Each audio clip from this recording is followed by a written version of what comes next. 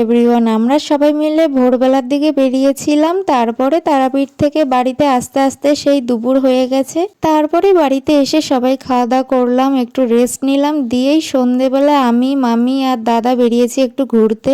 আর এই পোলাটা ভিডিও করতে দেখলেই এরকম ভাবে দাঁত বার করবে। দিয়ে শপিং মল থেকে বেরিয়ে তারপরে চলে এলাম গঙ্গার ঘাটে গঙ্গা জল নেওয়ার জন্য।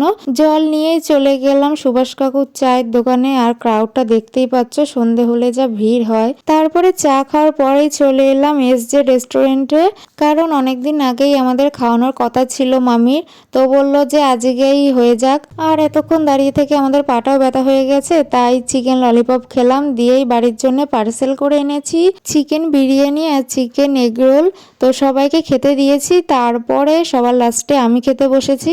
আর আমি প্লেটে হাফ বিরিয়ানি নিয়েছি আর গোটা একটা চিকেন রোল, যেটা আমি অর্ধেক কেটে নিয়েছি, তবুও অর্ধেক খেতে পারিনি।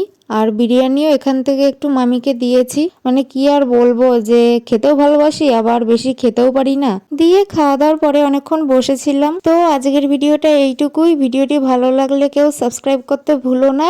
দেখা হচ্ছে অন্য কোনো ভিডিওতে। সবাইকে গুড নাইট, টাটা।